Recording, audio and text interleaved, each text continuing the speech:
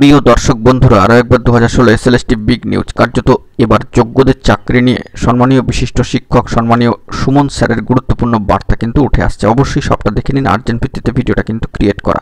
তো ভিডিওটিকে শেষ পর্যন্ত দেখবেন, স্কিপ করবেন না। চ্যানেলটিকে অতি অবশ্যই সাবস্ক্রাইব করে নিয়ে সঙ্গে থাকবেন। চলুন কথাবার্তা না বাড়িয়ে আমরা মূল টপিকে ফোকাস করি।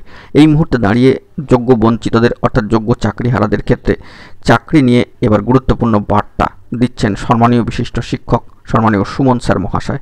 এবং এই মর্মে আমরা সকলেই জানি যে বারংবার কিন্তু বার্তা দেওয়া হয়েছে। আজকে 26শে জুন 2025 বৃহস্পতিবার বেলা 12টায় অত্যন্ত গুরুত্বপূর্ণ কর্মসূচি কোচবিহার চলো, জামায়াত স্থান কোচবিহার রাজবাড়ি স্টেডিয়াম।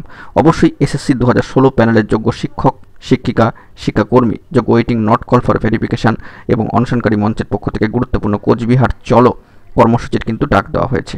এবং সেই মর্মে আরও একবার সম্মানীয় বিশিষ্ট শিক্ষক সম্মানীয় সুমন বিশ্বাস স্যার মহাশয় কিন্তু এই মর্মে বার্তা দিচ্ছেন যোগ্যদের চাকরি নিয়ে, যে যোগ্য চাকরিহারা জয় হবেই।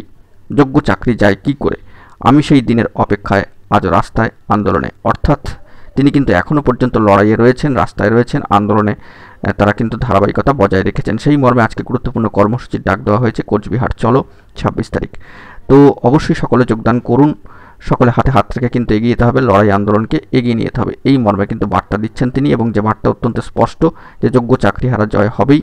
যোগ্য চাকরি যায় কি করে, আমি সেই দিনের অপেক্ষায় আজ রাস্তায় আন্দোলনে। অর্থাৎ বুঝতেই পাচ্ছেন, এটা স্বাভাবিক। যারা যোগ্য হয়েও বঞ্চিত চাকরিহারা তারা দিনরাত এক করে খেটে পড়ে চাকরিটি কিন্তু তারা পেয়েছিলেন একেবারে 60 বছর পর্যন্ত চাকরি করবেন বলে।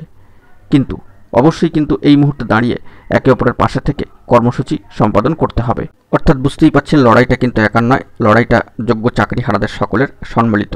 তো দেখা যাক পরবর্তী ক্ষেত্রে এই বিষয়ে কী আপডেট উঠে আসে। এখন এটুকুই, ভালো থাকবেন, চ্যানেলটিকে সাবস্ক্রাইব করে রাখবেন। তবে এই বিষয়ে অবশ্যই ধন্যবাদ কৃতজ্ঞতা জ্ঞাপন করতে হয় সম্মানীয় বিশিষ্ট শিক্ষক সুমন স্যার মহাশয়কে। এখন এটুকুই, ভালো থাকবেন, ধন্যবাদ।